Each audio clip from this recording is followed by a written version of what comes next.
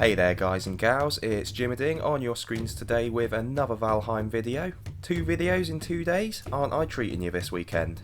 Today's one isn't a full-on build guide like my others have been, more of a showcase of a fortified settlement I've built which would be perfect for 2 to 4 players, followed by 5 tips I've realised in moving on to large scale and more complex builds than your usual starter houses. As you can see from these glimpses before the proper fly-through tour, it comes complete with a moat, dock and farm, as well as sporting a pretty tidy little longhouse and smithy area inside the cobblestone walls, complete with wooden battlements and turrets. I'm really proud of this one, guys.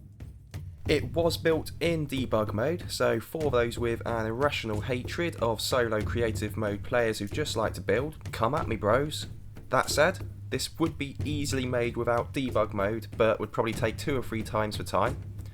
If you like the look of this build and are curious to see what else I come up with, please view my other Conan Exiles and Valheim build videos and drop me a like and subscribe for future content. I'll shut up for a minute, but stay tuned after the flyovers for the 5 tips I've realised that can make your larger builds a bit more manageable and pretty to look at.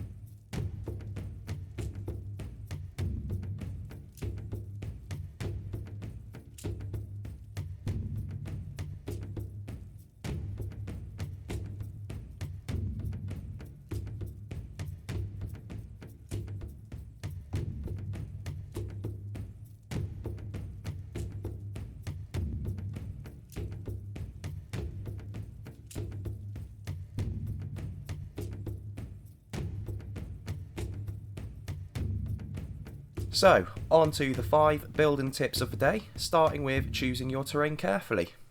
Pretty self-explanatory to some, but starting this build I knew I wanted to have a moat on it, and it be by the sea, so I chose an area where there was a slight plateau raised up from the surrounding area which made the moat so much easier to dig, as I wasn't having to lower and level the surrounding terrain to make the moat walls even.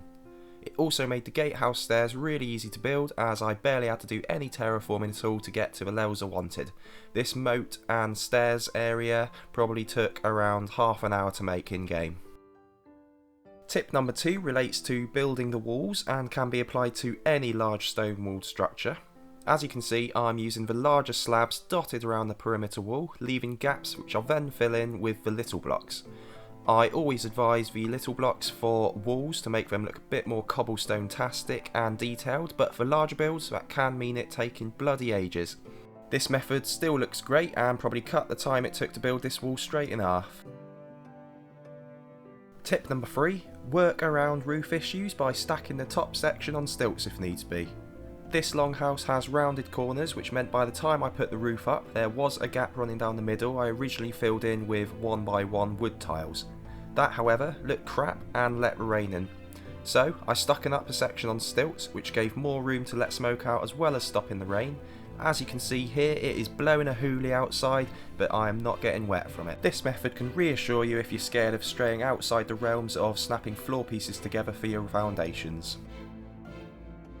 The next tip addresses the lack of decoration pieces in Valheim at the moment, as just keeping the odd tuft of grass along building edges or pathways can make it look way more lived in and detailed than just paving over everything. Bear this in mind if you want to take your builds to the next level. Last but not least, this tip helps you save space in your crafting areas. Inside the walls of this settlement, space was actually a bit limited, so I couldn't have a giant super smithy unfortunately. I actually only had room for a 3x3 shack, which I managed to put a work table and forge in, both upgraded to 5 and 6 respectively, with room for 10 storage chests. Some of the upgrade pieces, like the wood cutting block, the adzer and mini anvils, actually suit going outside because they're on little tree stumps, so it even looks good, and these don't appear to take damage from the rain, from what I've noticed whilst playing. Please correct me if I'm wrong on that though. By utilising space a bit better, this work area functions fine and looks pretty cool too.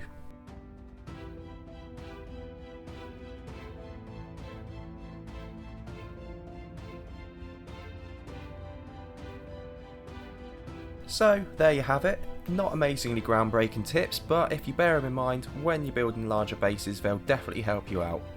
I'd love to hear more tips from you all, as I learn as much from my viewers as I teach.